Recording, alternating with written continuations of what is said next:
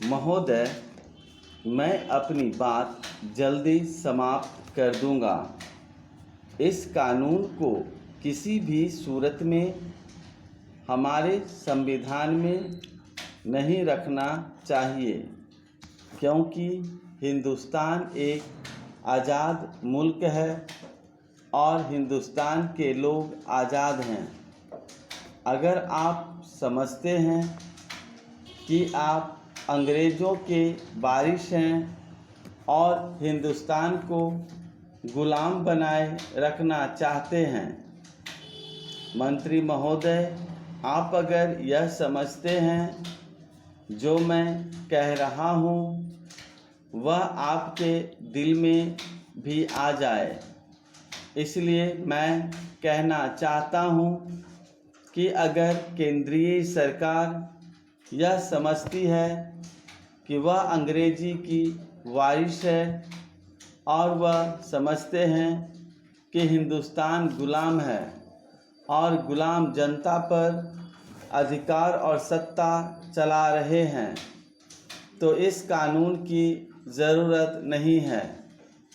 लेकिन अगर आप ऐसा नहीं समझते तो इस कानून की कोई ज़रूरत नहीं है। अंग्रेज़ों के लिए यह ज़रूरी था, उनकी सत्ता को कायम रखने के लिए यह ज़रूरी था, मगर हमको इसकी ज़रूरत नहीं है। हम आज एक आज़ाद देश हैं। हमारी जनता द्वारा चुने हुए प्रतिनिधियों का मंत्रिमंडल है। हमको इस कानून की ज़रूरत नहीं है। कई सदस्यों ने आज जो परिस्थिति देश में है उसके बारे में कई चीज़ें कही कि कितने नेताओं की हत्या हुई। हम भी नहीं चाहते कि ऐसा हो। श्रीमती इंदिरा गांधी की हत्या हुई, यह बड़ी दुख की बात है। उस दिन हमारी आँखों में आंसू आ गए। लेकिन मैं एक चीज़ पूछना चाहता हूँ कि उन्हीं की सरकार सत्ता में थी, कोई विरोधी दल की सरकार नहीं थी, वे प्रधानमंत्री थीं। ऐसा होना बड़े शर्म की बात है। सरकार उनकी जान की हिफाजत नहीं कर सकी। सरकार ने ऐसे हालत क्यों पैदा आने दिए? क्या कानून नहीं थे आपके पास? कानून थे।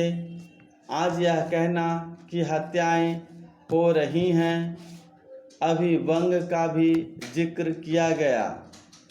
विदेशों में कई जगह जो बड़े बड़े नेता थे उनकी हत्याओं के बारे में भी सदन में कहा गया, यह साबित करने के लिए कि कानून की ज़रूरत है। आदरणीय उपसभापति महोदया, मैं राष्ट्रपति का जो धन्यवाद प्रस्ताव है उसका समर्थन करने के लिए खड़ा हुआ हूँ। मुझे 30 मिनट चाहिए। महोदया, यह राष्ट्रपति का जो अभिभाषण है यह हमारी अतीत की उपलब्धियों और भविष्य में हम क्या करेंगे इसके संबंध में चर्चा करता है। राष्ट्रपति का अभिभाषण एक नीति वक्तव्य होता है कि हमारी नीतियाँ क्या है।